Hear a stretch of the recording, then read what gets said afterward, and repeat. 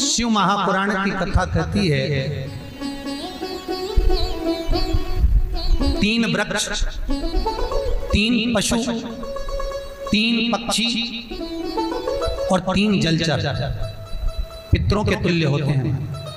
बहुत ध्यान देना शिव महापुराण की इस पितृ शांति शिव महापुराण को जो आप सुन रहे हो नैमिषारण्य से, बहुत ध्यान से सुनो। पितृ दोष है, इसके लक्षण क्या है?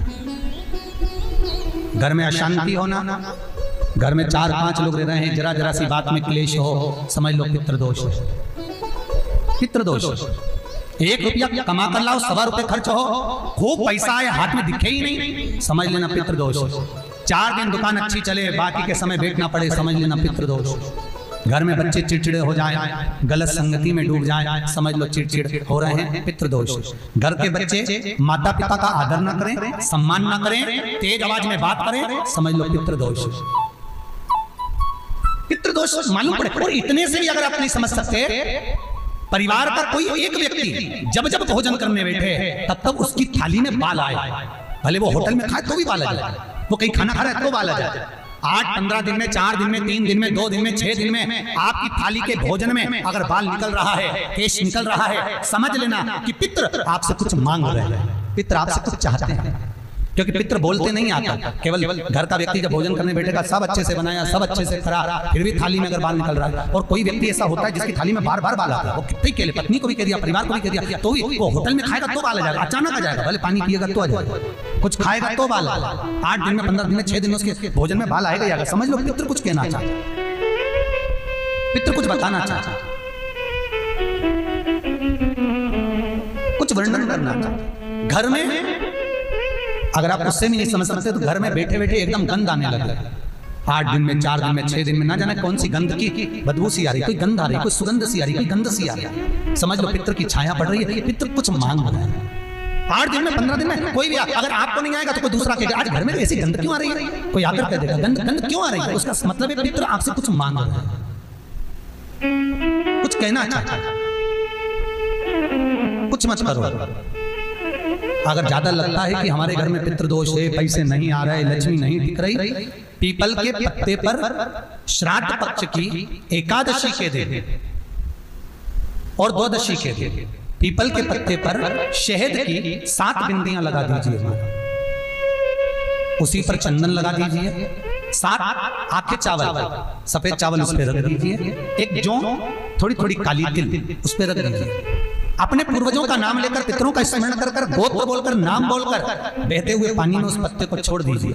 ये केवल श्राद्ध पक्ष में होगा, एकादशी तिथि के लिए बहते पानी में छोड़ दीजिए। जिंदगी में कभी संपदा की कमी नहीं आएगी, पितर आशीर्वाद देकर जरूर जाएंगे, ये पक्का है। शिव महापुराण कहते हैं अगर ज्यादा रोग है, बीमारी है, तो श्राद्ध पक्ष की 9वीं तिथि के समय पर केवल बड़ के पत्ते के ऊपर, बड़ का जो पत्ता होता है, बड़ वृक्ष का पत्ता, उस पर काली तिल और जौ 21 बार उतार कर, जो व्यक्ति बहुत बीमार पड़ा रहता हो, कोई ना कोई बीमारी उसको घेरी रहती हो, तो बड़ के पत्ते पर काली तिल और जौ, काली तिल और जौ रख कर पितरों का स्मरण कर कर 9वीं तिथि के दिन 21 बार उतार कर बहते पानी में डाल दो या पीपल के पेड़ के नीचे रख दो, बीमारी समाप्त हो जाएगी, रोग नहीं घेर सकता।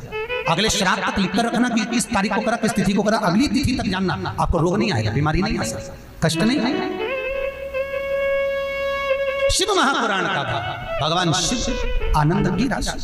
तो 3 वृक्ष, 3 पशु, 3 पक्षी और 3 जलचर ऐसे हैं जिनको पितृ माना है। तो 3 वृक्ष कौन कौन से हैं? शास्त्र कहता है पहला पीपल, दूसरा बरगद बड़ और तीसरा बेलपत्र। इन 3 वृक्ष के नीचे श्राद्ध पक्ष में पितरों का निवास हो जाता है। इन 3 वृक्षों के नीचे 3 वृक्ष पितरों के तुल्य हैं। पहला पीपल, दूसरा बट वृक्ष, तीसरा बेलपत्र का वृक्ष। बेलपत्र का वृक्ष कभी अनायास श्राद्ध पक्ष में आप कुछ भी ना कर पाए, कुछ भी ना कर सकते हो, तो एक पत्ते के ऊपर कोई सा भी पत्ता ले लो, चाहे पान का ले लो, कोई पीपल का ले लो, कोई भी पत्ते के ऊपर एक पुड़ी, थोड़ा मीठा थोड़ा नमकीन रखकर अपनी कामना कर कर अपने पूर्वजों के लिए इन 3 वृक्ष के नीचे 16 श्राद्ध में किसी भी एक दिन आप वो भोजन को रखकर आ जाइए, अपनी कामना कर सुख का अनुभव होगा, पितरों को शांति मिलेगी। 3 वृक्ष पितरों के तुल्य हैं, 3 पक्षी पितरों के तुल्य हैं, कौवा, हंस और Garuda. Cuéntanos tu historia con Hilux y gana un viaje todo pagado a la fábrica de Toyota en Argentina. Entérate más en nuestras redes. एक कौवा और एक स्वान, कुत्ता, ये 2 ऐसे होते हैं जिनको 20 मिनट पहले, आधे घंटे पहले, 1 दिन पहले, 24 घंटे पहले, 48 घंटे पहले क्या होने वाला होता है, कौवे को और स्वान को भान हो जाता है। क्यों? क्योंकि ये यमलोक में जहां यमराज निवास करते हैं, स्वान और कौवा उस स्थान का भाग ग्रहण करते हैं और इनको ये ज्ञान पूर्व से यमराज से प्राप्त होता रहता है, पूर्वानुमान प्राप्त होता रहता है। एक कौवा, एक स्वान, कोई घटना घटने वाली होती है तो कुत्ता रोने लगता है, कोई घटना घटने वाली होती है तो कौवा आकर बैठ जाता है, कोई आ रहा है तो कौवा आएगा, कोई भाव सूचक है तो कौवा आकर बैठेगा। दरवाजे पर कैसे, उसका भी भान है, अटारी पर कौवा कहां बैठा है, दरवाजे पर कौवा कहां बैठा है, किस स्थान पर कौवा विराजमान है, उसका भी भाव हमारे शास्त्र में वर्णन है।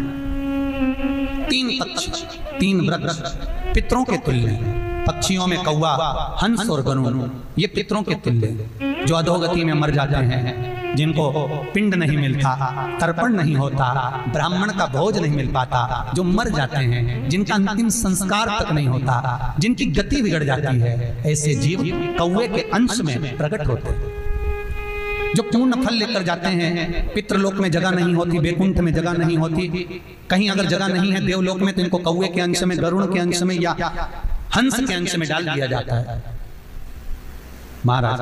फिर अगला वर्णन किया, 3 पशु, कुत्ता, गाय और हाथी, ये पितरों के तुल्य होते हैं। शिव महापुराण की कथा कहती है, अगर श्राद्ध पक्ष में गया नहीं जा सकते तो गाय के मुख में, गयासुर ने वर दिया था कि गाय के मुख में अगर कोई गया नहीं आ पाएगा तो गयासुर 16 दिन गाय के मुख में निवास करेगा, और गाय के मुख में श्राद्ध के समय पर अगर कोई रोटी देगा, श्राद्ध के समय पर जो भाग देगा उसको गया जी में पिंड करने का पुण्य फल प्राप्त होगा। ये गयासुर का वर गौ माता के लिए था। तो गाय के मुख में 16 दिन तक गया क्षेत्र का पुण्य का भाग प्राप्त होगा। कुत्ता, गाय और हाथी। स्वान को रोटी क्यों देते हैं? क्योंकि स्वान पितरों को अपना भाग प्रदान कर देते हैं। स्वान भगता नहीं है, चुका देता है। फिर 3 जलचर है महाराज जो पितरों के तुल्य हैं, मछली, कछुआ और नाग। पिंड जो बनाया जाता है वो पानी में दिया जाता है, मछली जिसको पाती है वो पितरों को प्राप्त होता है। कछुआ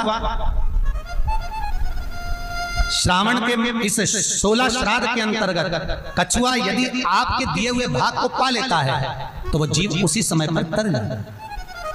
और महाराज नाग वो